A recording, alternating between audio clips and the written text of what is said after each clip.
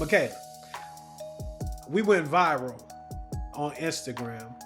How is any millennial ever gonna own a home? How is any young person ever? And over the last couple of weeks, we've just been on this affordability piece because it's a real issue for a lot of potential or hopeful home buyers.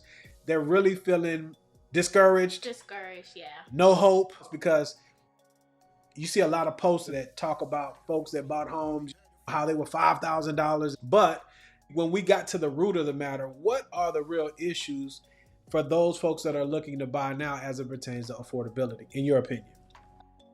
I would say there are two big issues when it comes to affordability. Okay. And the biggest one I think that there is income or the lack thereof. Yeah, we're making income, but it's not enough to get us over the threshold to be able to qualify for these loans. And then credit. The lower credit scores come with more costs dealing in a mortgage loan environment. So if we could work on getting those credit scores up, maybe getting rid of some of that debt, increasing some income, I think we would be in a better position when looking to buy a home. I don't disagree with you, Michaela, on your two, because you basically income and credit. Let's give some solutions to the income problem. You think we could do that? Mm-hmm. Yep. All right. What you got, young lady? Coming up, I was taught that you have 3 to 5 different streams of income in this life, so you can move around and do what you want to do and buy what you want to buy. Most times we have jobs or our W-2 income, but then on the side, you may want something passive, or you may even want to start your own business, like being on social media and things like that.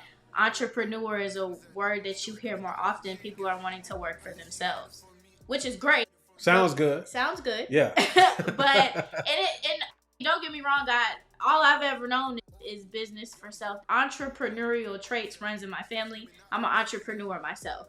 But it's also good to have that steady income on the side. And what I mean by that is when you're building your business, don't quit your day job. Make sure you do have some income and some cash flow coming in that'll let you survive from day to day while you're trying to build another source that maybe in 2 to 3 months or 2 to 3 years will pay off big. And I just want to reiterate, there's nothing wrong with having, I'll call it a steady Eddie, a job. What are some things that people can do part-time while they keep their steady Eddie to generate some additional monies for the purpose of saving up for down payment and closing costs? I would advise you to start in your community, whether you're in a homeowner community or a renter community. There are certain services that people just may not want to do. And then especially with it being hot, you've got like washing cars. You've got power washing or staining fences. You have cutting grass, window cleaning. Because there are a lot of people, especially with higher ceilings and taller houses and things, if you present yourself accordingly, you show that you're about business, they'll come, or they'll pay you to come and do that service for them.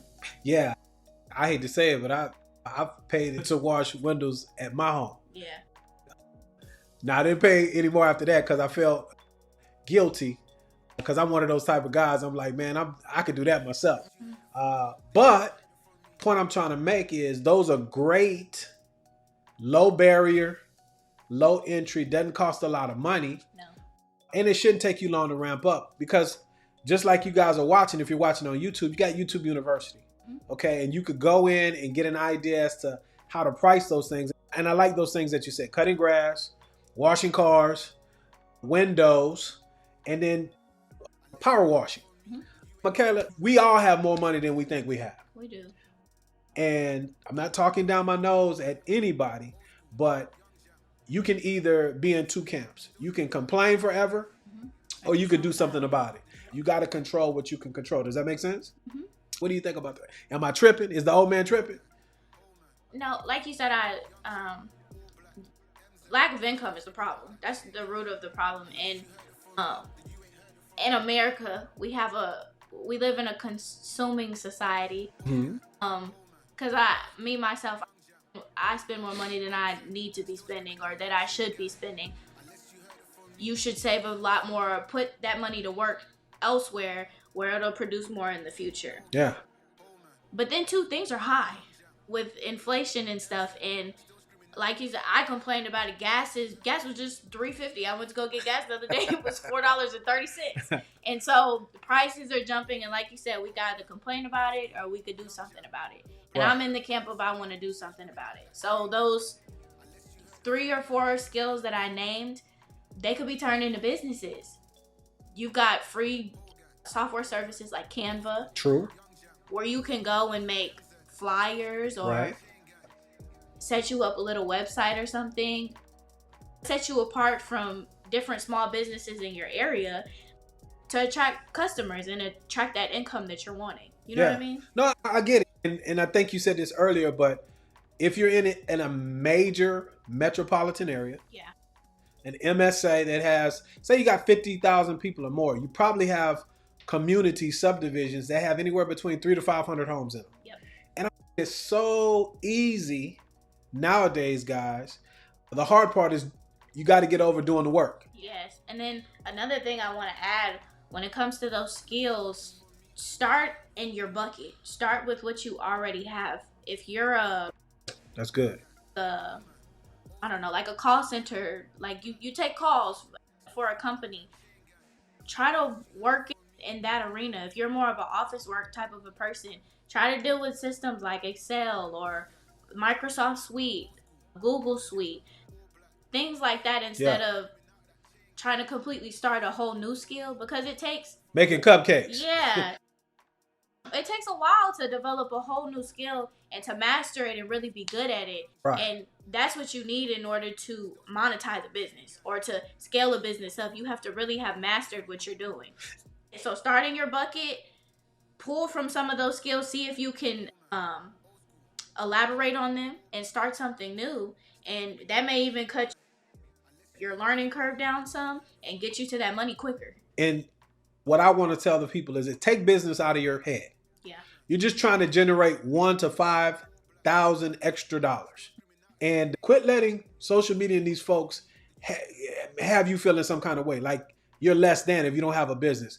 Do not quit your steady Eddie. I'm speaking from experience. I'm not going to bore you with it, but I've been there, okay? And I left a steady Eddie too quick, and I had a booming business, what I'm doing now, before the last housing market, but I didn't know it was going to crash. Just like we didn't know the pandemic was coming. So you hold on to what you have until it's just painful and it makes sense to move on. Mm-hmm. But that takes time, and you have to have systems and things of that nature in place. You think we hit the nail on the head? Because I wanted to talk about once that money starts coming in, how not to lose it. But that almost sounds like another podcast. What you think? Yeah, I think we need to save that for next time. I just wanted to say, like he said, leave some comments. And leave some comments for me because I read them. If you guys have any extra skills or any odd jobs or something that you guys may be doing or have heard of, go ahead and leave them in the comment section. But as he likes to say, our time is up. We thank you for yours. Be blessed. Be good to one another. And until the next time, peace.